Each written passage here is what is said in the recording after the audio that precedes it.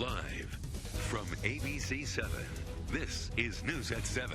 Florida man with a tatted Joker smile and hate symbols on his face. We romanticized that they would change for us. These killers are turned into kind of perverse celebrities. You've seen the case here on ABC 7, and more than likely, you've seen his face all over social media. Wade Wilson officially received a double death sentence this week for murdering 2 women in Cape Coral back in 2019. He was actually back in court today, just 2 days after he was sentenced to death. This time, he was taking a plea deal to drug charges. Thanks so much for watching ABC 7. I'm Megan Miller. And I'm Sarah Metz. Since Wilson's trial earlier this summer, we've seen tons of love for the killer and a bizarre obsession forming from all over the world. It left us with some questions, like why are people drawn to this murderer and seemingly blind to these crimes? And why did this case take off on social media? ABC 7's Samantha Serban has been on top of the trial from day one. She gets us more on the psychology behind this obsession. From Charleston and Virginia, Oklahoma to Indiana, and even beyond, Belgium, France, Germany. Women from all over the world wrote in to Judge Nicholas Thompson, begging him to please let Wade live. The obsession, now moving beyond old school handwritten letters to modern day social media. Florida man with a tatted Joker smile and hate symbols on his face has women coming to his defense. All women can talk about is how hot this guy is. Are some of you okay? Are some of you okay? Not only did it anger the victim's family, we all know that the loudest ones are always the dumb ones anyways, but it even stumped Wilson's own attorneys. I mean, they've been contributing to a fund. They're sending emails. They're sending pictures. It's just, I've never seen anything like it. You got to figure how many people they can't find, quote, normal, if that exists anymore, significant others. They got to go with somebody who's going to death row. I'm not sure that's a real plus. Why? Why would women do this? Annalise Lucero, a marriage and family therapist, saw pro-Wade Wilson TikToks every time she scrolled her For You page. This is like the ultimate, I can make him change. The ultimate, but daddy, I love him. The question is, why?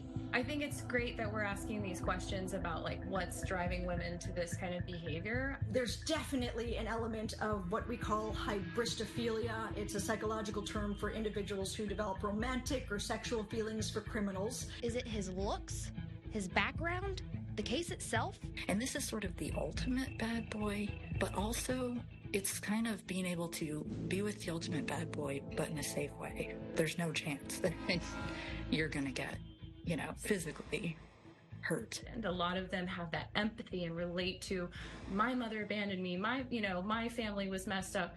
And so it could be this need to believe that if he's redeemable, so am I.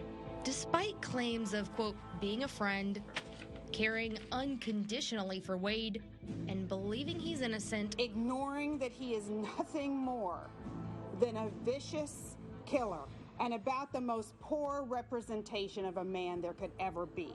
Not a single one of these women would talk to us on camera. Maybe a lot of these women don't realize, but all of this is public record. So their names, their emails, where they work, the photos they sent, all of that is public. And so we know the women, we know these types of jobs they have, where they are in our community, where they are in the world. Now, this female obsession with killers isn't a new phenomenon. We saw it maybe most famously with Ted Bundy.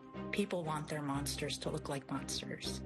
And it's, I think, both more fascinating and terrifying when they don't, when it's like a wolf in sheep's clothing kind of thing. It's vile and weird because apparently he's good looking. We're supposed to forget what he did. But no, we aren't. That's why Wilson is heading to death row, because what's online isn't real. You know, a lot of these videos that women are watching are edits. They're edits of him with music, and it elicits this emotional response, and you know, the slow motion and all of that. That's the romanticized. It's a fantasy. Reality is these women, Christine Melton and Diane Ruiz, the victims. Their families and friends had their lives changed forever because of Wade Wilson. This case was never about Mr. Wade Wilson. It's about what Wade Wilson did to Christine Melton and Diane Ruiz. In Lee County, this will not be the last that Wade Wilson sees of us in a courtroom. Samantha Serbin, ABC 7. And we asked Wade Wilson to talk to us now that he knows he will face lethal injection. For the time being, he refused. So let's get you more.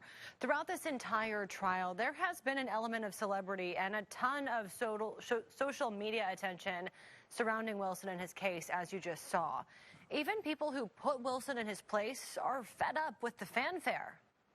And I just hope that once everything is, you know, said and done, people will remember their families and their, you know, the victims, and not Wade Wilson. That was one of the jurors in Wilson's trial. She wanted to remain anonymous out of concern for her family's safety. She told Samantha the whole reason she agreed to do an interview was to make sure people remember Christine and Diane before they remember Wilson. That's not fair that someone like Wade Wilson gets all of this attention and all of this fanfare and all of these people that, you know, think that because he's good looking, he couldn't have possibly done this, or that he deserves some sort of extra grace around this. State Attorney Amira Fox echoed that sentiment after Wilson's sentencing, saying she wished people would remember the two young women who died in these tragic murders rather than idolize their killer. Let's get you even more. Beyond the fascination with Wilson's looks, experts say some people are following the case because the victims were chosen at random. Especially when it comes to female victims, they're very unlikely to be killed by a stranger. For self-defense reasons, people, especially women, are paying close attention to how the 30-year-old captured Christine and Diane's attention and what they can learn from it. We talked to a sociology professor who tells us women who are interested in this part of the story are almost prepping for their own survival. We've found pretty clearly that massive interest in cases like this does not necessarily mean fascination or enjoyment. It's like, well, this is good information when I otherwise have very little, you know, survival preparation available.